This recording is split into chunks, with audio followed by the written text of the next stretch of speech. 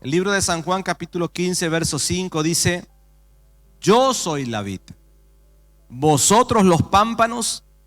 El que permanece en mí, yo en él, éste lleva mucho fruto, porque separados de mí nada podéis hacer. Amén. Así que tenemos que entender que yo no puedo apartarme de Dios. Yo no puedo. Tengo que comprender que apartarse de Dios me va a llevar a dejar de crecer.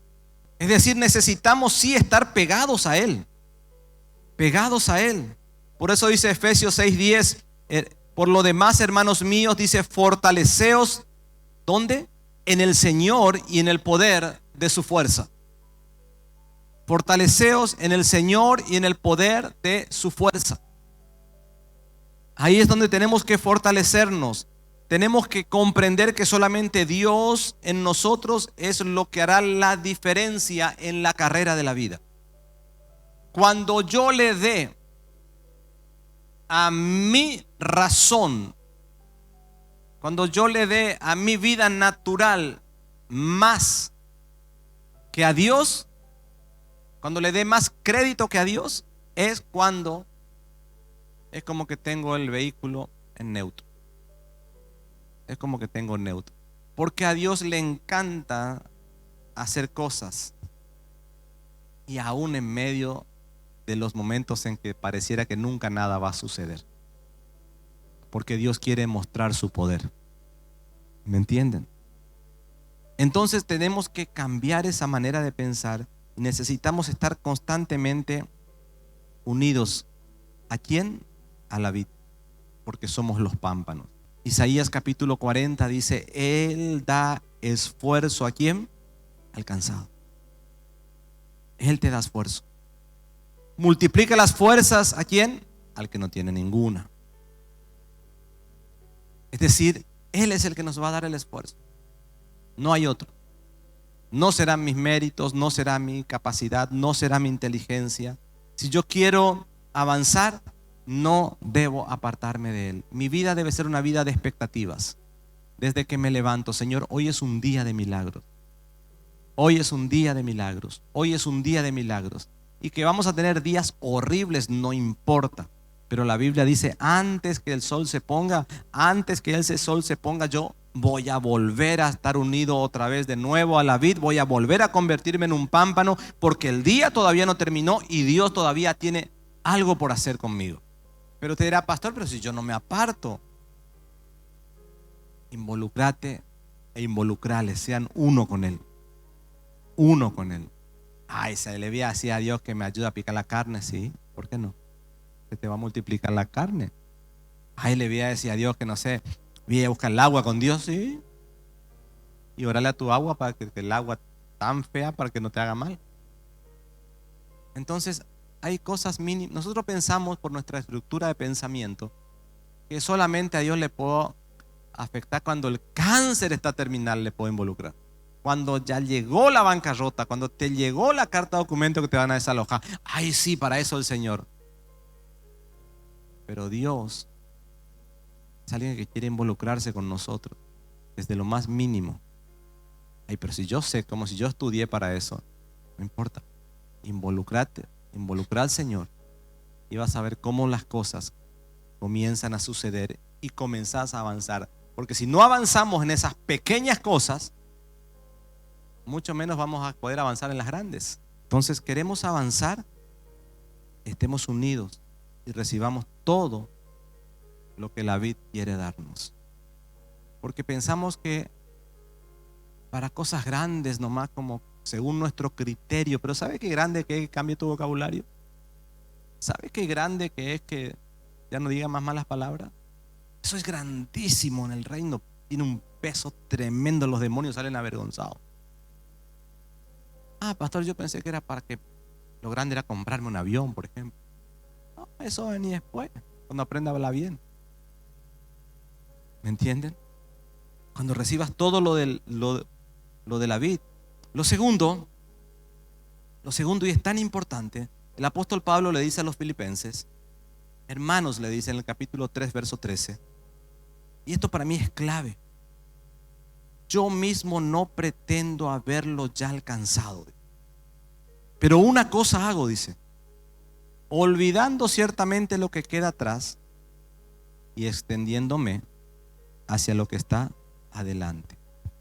El día que yo me deje de estar esclavo al pasado, ese día va a ser el día donde yo voy a entender que Dios no tiene tiempos malos ni buenos, ni depende de la época, ni depende de lo que está ocurriendo.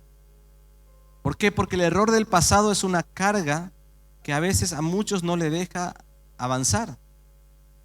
Y aunque usted diga, no, pero yo ya me olvidé, a veces nos olvidamos un momento nada más cuando estamos o bajo la unción o en un momento tranquilo. Pero péguese un martillazo en el dedo así no se va a acordar de todo lo que le pasó alguna vez. Entonces, para poder avanzar, el apóstol dijo, yo no pretendo haberlo alcanzado, pero me olvido lo que queda atrás. Cuando nosotros queremos avanzar, no podemos vivir esclavizados a los errores, ni a las cosas, ni a los episodios del pasado. Es decir, si queremos avanzar, no permitamos que los errores pasados nos esclavicen. Jeremías capítulo 7, verso 23. Mas esto le mandé diciendo, escuchad mi voz y seré a vosotros por Dios y vosotros me seréis por pueblo, y andad en todo el camino que os mande para que os vaya bien. Y no oyeron, dice, ni inclinaron su oído, antes caminaron en sus propios consejos, en la dureza de su corazón malvado, y fueron hacia atrás y no hacia adelante. Si hay una condición indispensable para avanzar, se llama la humildad. Se llama la humildad. Humildes para oír y poner en práctica lo que Dios nos manda hacer. La humildad es la llave. La humildad es la llave que nos abre las puertas para avanzar. La Biblia dice que lo contrario a la humildad es la soberbia. Y Santiago dice que Él da mayor gracia ¿a quién? Al humilde.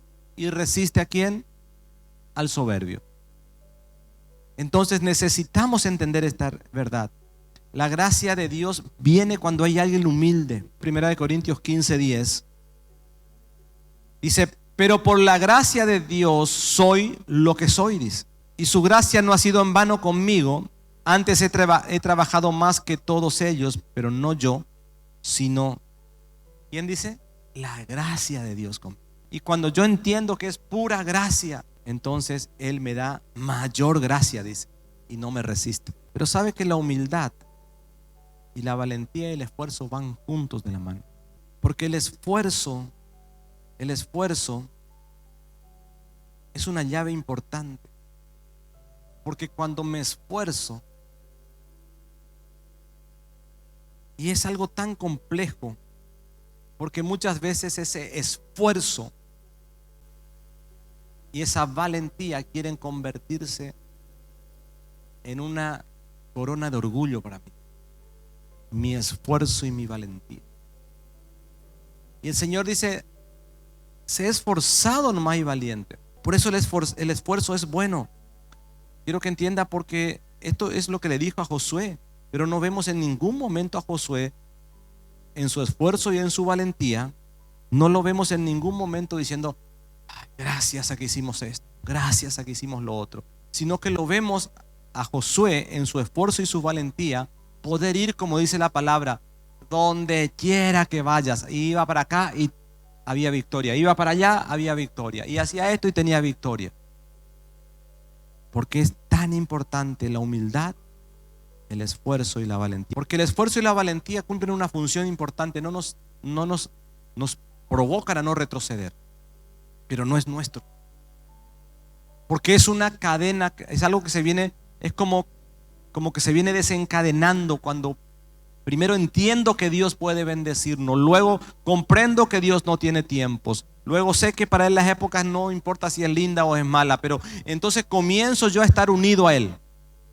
Algo que viene así, una cosa va llevando a la otra, me uno, y cuando me uno absorbo lo de Dios, como el pámpano, absorbo lo de Dios, y ahí comienzo a entender que no soy yo, que es Él el que me da el crecimiento.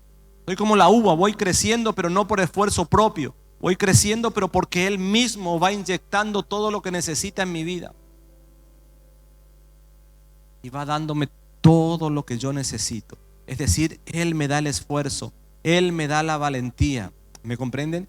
Él me enseña a ser una persona humilde, a escuchar, a prestar atención, me enseña a obedecer la voz y a ponerla en práctica. Él es el que me va aún enseñando y haciéndome libre y me dice, mira, si te vas a acordar vos, uva, te vas a acordar de todo lo que te pasó antes, no te voy a poder seguir haciendo crecer. Pero si te olvidas y avanzás hacia adelante, tengo para darte todo.